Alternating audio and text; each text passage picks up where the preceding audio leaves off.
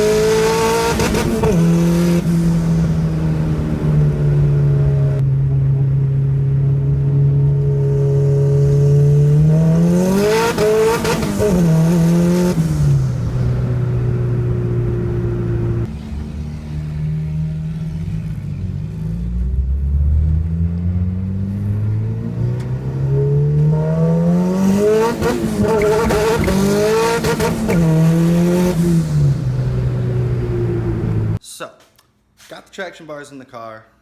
Still definitely dealing with some wheel hop issues.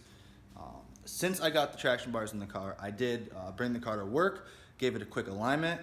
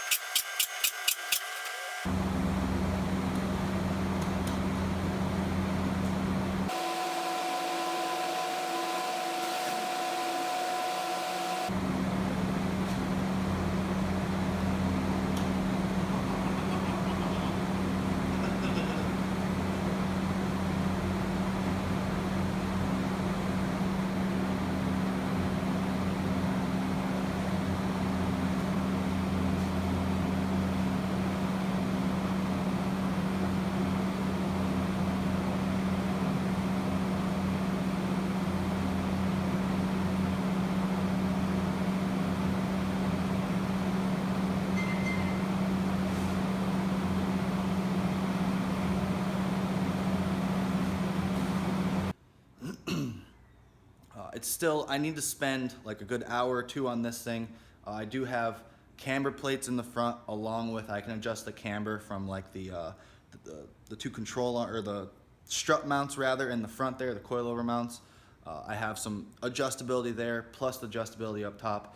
I have extended control arms in the front. Kind of a lot of trial and error to see just like what is, you know, right now the car is perfect, dead straight, track straight, but I feel like I could mess with the alignment camber wise and all that sort of stuff to get it to hook better.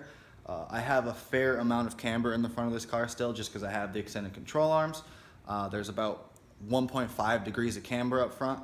I'm sure when I launch the car, depending on how much travel I have in suspension, that the tires should even out a little bit, but I'm sure there's still at least a degree of camber when I'm launching. So definitely will need to mess with that again, but for now, the car is feeling a lot better. So I got the alignment on a little bit. You probably won't be able to tell, but I did raise the car a little bit more, about maybe 1/8 to 1/4 of an inch in the front and maybe 1/4 inch to 1/2 inch in the rear. Not very noticeable, but I did raise the car a little bit. And another thing that I figured out is my front coilover setup. I have D2 Racing coilovers in the car, and it was a used setup when I got it, and the driver's side coilover, the dampening ability was seized up on it. I forgot that a while ago I sprayed some WD-40 in there.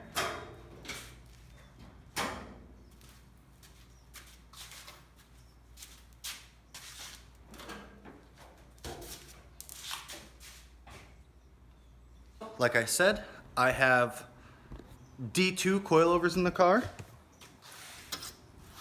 There's the damper adjuster thing there.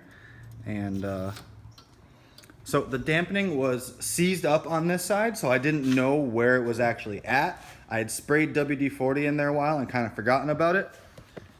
Well, the other day after I did the alignment and after I raised the car, I was messing with the dampening again, and I actually got it to adjust. I just had to kind of really push down on the tool here, because basically it's just an Allen key and it's stripped out a little bit on the strut.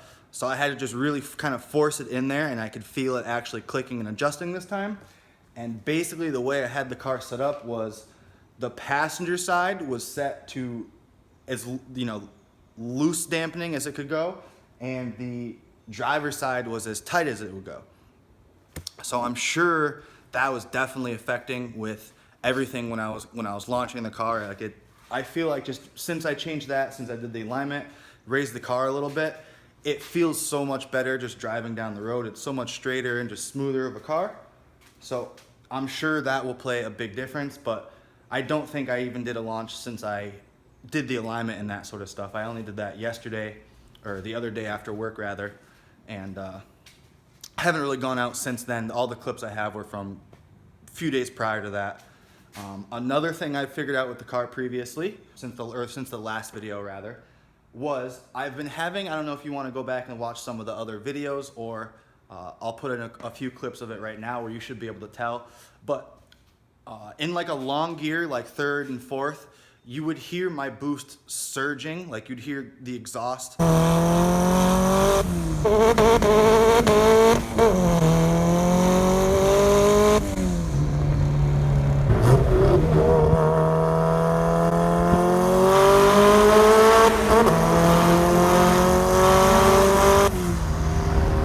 Like kind of wah wah, it would surge, right? So I finally figured out what was going on with that. My boost controller, I have the AEM True Boost boost controller. You can see it in there. And with that, you can set the wastegate crack pressure. So it'll basically hold the valve shut, and then when it gets to your specified boost level, it'll open the valve to ramp up your spool time on your turbo. Well, I had that set 3 psi higher than my boost level. Basically what the solenoid was doing for the wastegate was holding the wastegate closed until 9 psi, opening it, and then wanting to shut it back down to target my 6 psi. So I got that straightened out, turned up the boost a little bit from where it was, because I only had it on, like I said, 6.5 psi. Turned it up to about 8, 9, which still is not really in efficiency range for this turbo. It's a 61 millimeter turbo. This turbo is really not going to light up till like 12, 14 psi and up. So still on very low boost for this setup, but I'll put in some clips of the car on like the 8 pounds, which also, so still, it was hitting 9 pounds before, but then it would surge back down to 6. So it was between 6 and 9. It would fluctuate real quick the whole time I was going. So it would hit 9 pounds, but then it would target back down to 6. So it just wasn't a constant 9 pounds. I have clips of it on the steady 9 pounds.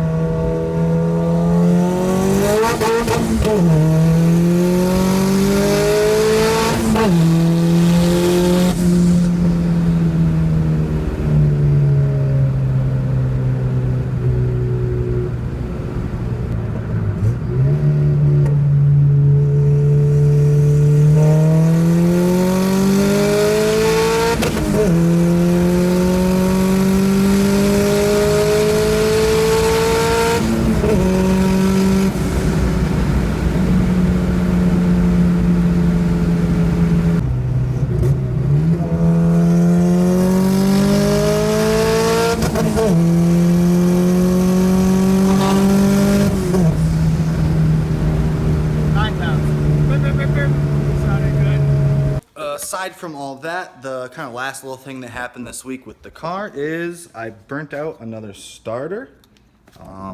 Last year, I finally put a new starter in it. I've been having a starter issue since I did the SR20 swap, where every once in a while you would just hit the key and it would just click. It would do nothing.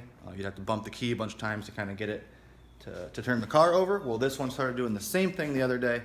Luckily, I had another starter lying around, swapped that one in, and it starts up perfect every time now. So hopefully, I think this one might still be under warranty. It's just an AutoZone starter. Wasn't, you know, very inexpensive at all. But I mean, obviously, it only lasted me a year. Things got to be pretty cheap. But hopefully, it's under warranty. I can go get a new one, and I'll have another backup in case this one ever dies out on me. But that is about it with the Sentra. So definitely stay tuned, guys. I'm gonna try and get the car out some more this week as long as the weather permits it. I don't know, it's pretty rainy right now. But gonna try and get the car out some more this week, do some more pulls, and see